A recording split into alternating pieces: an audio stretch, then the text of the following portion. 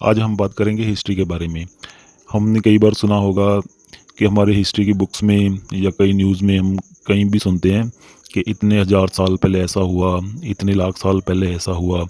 तो हमारे माइंड में क्वेश्चन आता है कि इतिहासकारों को ये कैसे पता चलता है कि इतने हज़ार साल, जितने लाख साल पहले ऐसा हुआ। तो हम ये सब जानने के लिए इतिहासकार क्या क्या करता है वो सब हम जानेंगे। लेकिन सबसे पहले हम ये जान लेते हैं कि ये वर्ड हिस्ट्री आया कहाँ से और इसका मतलब क्या होता है। ग्रीक स्कॉलर हेरोडोटस को दुनिया का पहला इतिहासकार माना जाता है और ये भी माना जाता है कि सबसे पहले हेरोडोटस ने ही वर्ड हिस्ट्री का उपयोग किया था। हिस्ट्री वर्ड ग्रीक वर्ड हिस्टोरे से लिया गया है। वास्तव में हिस्टोरे वर्ड उस व्यक्ति के लिए यूज़ किया जाता था जो तर्क वितर्क में माहिर होता था और अपने आसपास की सभी घटनाओं के बारे में अच्छी जानकारी रखता था। इसका मतलब जो बीती हुई सारी घटनाओं को तरतीबवार रखने की क्रिया को इतिहास, और जो विद्वान इसको लिखित रूप देता था उसको इतिहासकार बोला जाता था। हमारे देश में इतिहास की उत्पत्ति संस्कृत के वर्ड इतिहास से मानी जाती है, जिसका मतलब है निश्चित रूप से ऐसा हुआ है। आज के समय में इतिहास शब्द की उत्पत्ति जर्मन के शब्द गैसीचस्टे से मानी जाती है, जिसका अर्थ होता है घटना। कई बार हमें शब्द प्री हिस्ट्री देखने को मिलता है, जो कि दो शब्दों से मिलकर बना हुआ है, जिसमें प्री एक लैटिन शब्द है जिसका मतलब होता है पहले, और हिस्ट्री एक ग्रीक वर्ड है जिसका मतलब होता है इतिहास। हमें लिखित सोर्सेज से पहले का मिलता है, जिसमें हमें कोई लिखित सोर्स नहीं मिलता, उसको प्री हिस्ट्री बोला जाता है। प्री हिस्ट्री को आगे 3 पार्ट्स में डिवाइड किया जा सकता है। सबसे पहले स्टोन एज यानी पत्थर युग, ब्रॉन्ज एज यानी कांस्य युग, आयरन एज यानी लौह युग। जिसमें पत्थर युग को आगे 3 पार्ट्स में डिवाइड किया जा सकता है। सबसे पहले पैलेओलिथिक यानी पुरातन पत्थर युग, और मेसोलिथिक यानी मध्य पत्थर युग, और नियोलिथिक यानी नव पत्थर युग। प्री हिस्ट्री जिसमें हमें लिखित में कोई सोर्स नहीं मिलता, इसमें हमें खुदाई करके जो चीज़ें मिलती हैं उससे इतिहासकार किसी निष्कर्ष पर पहुंचता है। प्री हिस्ट्री में हम इंडस सिविलाइजेशन की एग्जांपल ले सकते हैं, जिसमें हमें लिखित में सोर्स नहीं मिलते।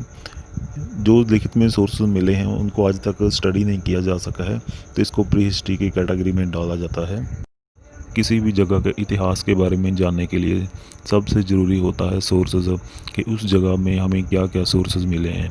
प्री हिस्ट्री में जैसे हम खुदाई करते हैं तो उसमें हमें क्या क्या मिलता है उसके हिसाब से इतिहास के बारे में पता लगाया जाता है।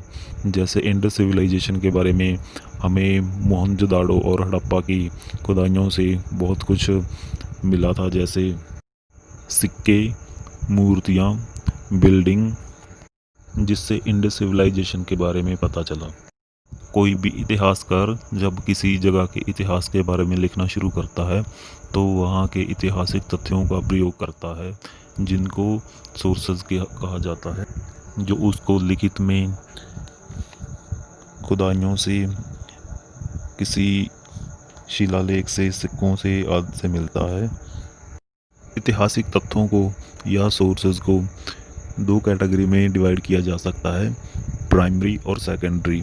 प्राइमरी सोर्स जो तथ्य वो होते हैं जो किसी घटना के समय मौजूद रहे होते हैं, जिसमें जैसे सिक्के, शिलालेख, ऐसी चीज़ें आती हैं, और इनको इतिहासकार अच्छे से गहन अध्ययन करता है और इसको अपने हिसाब से इसका प्रयोग करता है। लेकिन वो तब तक इसमें कामयाब नहीं हो सकता जब वो इनको अच्छी तरह से, इनके बारे में पूरी जानकारी प्राप्त नहीं कर सकता। अच्छी तरह से जानकारी प्राप्त करने के बाद ही वो इसको अपनी लिखित के रूप में प्रयोग कर सकता है। सेकेंडरी सोर्स वो होते हैं जो किसी व्यक्ति के द्वारा बताए या लिखे गए होते हैं, जो घटना के समय में मौजूद नहीं होता।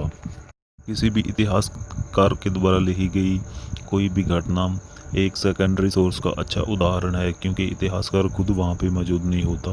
वो कहीं ना कहीं प्राइमरी सोर्स से जानकारी इकट्ठा करके हमारे तक पहुँचाता है, जिससे स्पष्ट हो जाता है कि सेकेंडरी सोर्स प्राइमरी सोर्स पे डिपेंड होते हैं, क्योंकि उन्हें प्राइमरी सोर्स से ही कहीं ना कहीं निकाल कर लिखा जाता है। प्राइमरी और सेकेंडरी दोनों सोर्सेज से जानकारी प्राप्त करना इतिहासकार के लिए बहुत ही मुश्किल भरा काम होता है। बड़ी मुश्किल से इतिहासकार उसमें से सही जानकारी निकालता है। फिर भी आज हमारे पास जो इतिहास है उसको 100% सही नहीं माना जा सकता, क्योंकि इतिहासकार को सोर्सेज आधे अधूरे मिलते हैं और कई बार इतिहासकार इस योग्य नहीं होता कि वो उस सोर्स से सही सही जानकारी निकाल सके।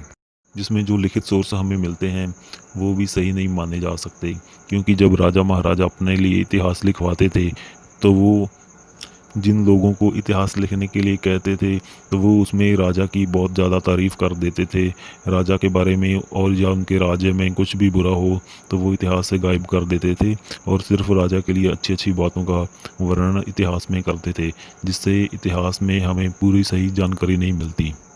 तो इस तरह हम कह सकते हैं कि जो इतिहास हमारे तक पहुंचता है वो 100% सही ना हो, कि इसके कई सारे रीज़न हो सकते हैं, जैसे आधे अधूरे सोर्स मिलना या इतिहासकार का पूरा एक्सपर्ट ना होना कि वो सोर्सेज से सही जानकारी निकाल सके। कई बार इतिहासकार इतिहास लिखने में पक्षपात करता है।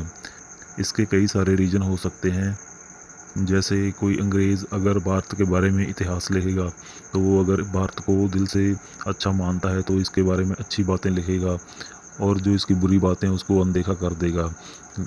लेकिन अगर वो इंडिया के बारे में अपनी राय अच्छी ना रखता हो तो वो फिर भी अच्छी बातों को कम कर देगा और बुरी बातों को बढ़ा चढ़ा कर लिखेगा।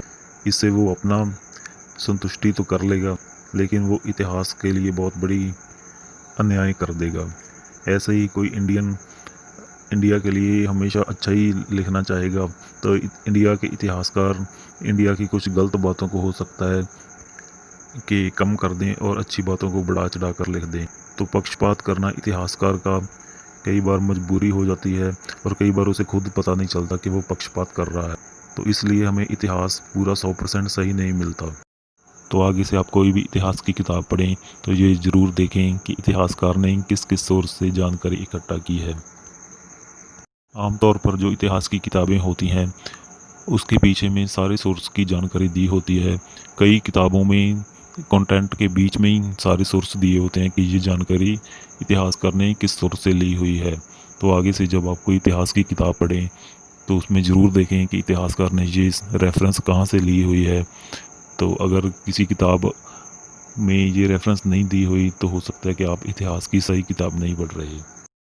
कई इतिहासकार जो गलत इतिहास लिखते हैं तो वो उसमें ये चालाकी कर देते हैं कि वो आपको सोर्स तो सही बता देते हैं, लेकिन उसकी जो इंटरप्रिटेशन होती है, जो इसका ट्रांसलेशन होता है, वो उसको गलत तरीके से प्रेजेंट करते हैं। जैसे मान लो आपके पास कुछ संस्कृत का सोर्स है तो हो सकता है कि आपको संस्कृत ना आती हो, तो जो उसको ट्रांसलेट करके उसको लिखता है तो उसका मीनिंग कुछ अलग निकाल देता है। और जैसे हम मुग़लों का इतिहास देखते हैं तो हो सकता है कि जो इतिहासकार है वो फ़ारसी ना जानता हो और सारे डॉक्यूमेंट फ़ारसी में हो, तो वो उसको गलत तरीके से आपको प्रेजेंट कर सकता है। तो यही चीज़ जो हमें कंफ्यूज कर सकती है, तो ये आपके ऊपर है कि आप उसको कैसे देखते हैं। तो आपके माइंड में क्वेश्चन आ सकता है कि हम इतिहास पढ़ते क्यों हैं। तो इतिहास पढ़ने के बहुत सारे रीज़न हैं। जैसे इतिहास होता इसलिए कि जो हमने पहले गलतियां की हैं वो गलतियां फिर से ना करें। इतिहास से हम बहुत कुछ सीख सकते हैं जिससे हम अपना आने वाला कल और भी बेहतर कर सकते हैं। और वो कहते हैं कि जो अपना इतिहास याद नहीं रखते वो खुद इतिहास बन जाते हैं। इतिहास भी उतना ही ज़रूरी है जितना कि कोई और सब्जेक्ट। ऐसे ही और इंटरेस्टिंग वीडियो के लिए हमारे चैनल को सब्सक्राइब करें और इसका बेल आइकन ज़रूर दबाएं, जिससे आपको नई वीडियो का तुरंत नोटिफिकेशन मिल सके।